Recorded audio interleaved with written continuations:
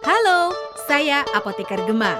Saya ingin berbagi informasi mengenai penggolongan obat. Berdasarkan namanya, obat dapat dibedakan menjadi dua, yaitu obat paten dan obat generik. Obat paten adalah obat yang masih dilindungi hak patennya, namun jika sudah habis masa paten, obat ini dapat diproduksi pabrik lain, disebut obat kopi atau obat generik.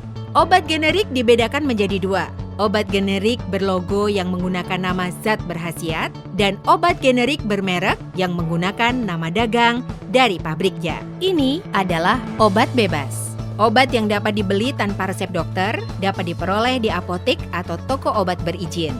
Nah, yang ini adalah obat bebas terbatas. Meski dapat dibeli tanpa resep dokter di apotek atau di toko obat berizin, namun penggunaannya harus memperhatikan dosis, aturan pakai, dan peringatan pada kemasan. Stop! Ini adalah obat keras. Obat yang hanya dapat diperoleh dengan resep dokter dan hanya dapat dibeli di apotek, puskesmas, klinik, dan rumah sakit. Masyarakat harus cermat dan hati-hati. Jangan membeli dan menggunakan obat ini sembarangan tanpa pengawasan dokter dan apoteker.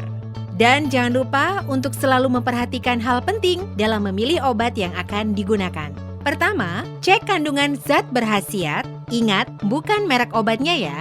2. Cek apakah pasien memiliki riwayat alergi atau sensitif terhadap obat. 3. Pastikan untuk mengetahui apakah kondisi pasien sedang hamil atau berencana hamil, karena beberapa obat dapat mempengaruhi janin dan menyebabkan cacat pada bayi.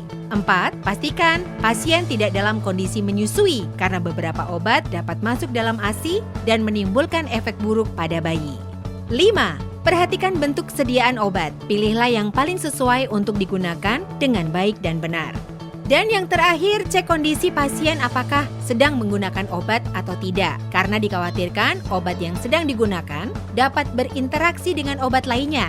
Jangan lupa, tanyakan pada apotekernya ya. Berikut ini adalah hal yang perlu diperhatikan dalam menggunakan obat bebas dan obat bebas terbatas. Di antaranya, pertama, cek kemasan dalam kondisi baik dan utuh. 2. Cek kelengkapan informasi pada kemasan. 3. Perhatikan tanggal kadaluarsa. Dan 4. Nomor izin edar obat. Dan 2 hal yang harus dicermati dalam menggunakan obat keras, yaitu pertama, kelengkapan informasi pada etiket seperti nama pasien, tanggal, dan aturan pakai. 2. Cek tanggal kadaluarsa. Penggunaan obat secara tepat akan membuat kamu sehat dan selamat. Untuk info lebih lanjut mengenai Gema Cermat, silakan kunjungi media sosial kami. Yuk, jadi bagian dari gerakan masyarakat cerdas menggunakan obat. Pesan ini dipersembahkan oleh Kementerian Kesehatan Republik Indonesia.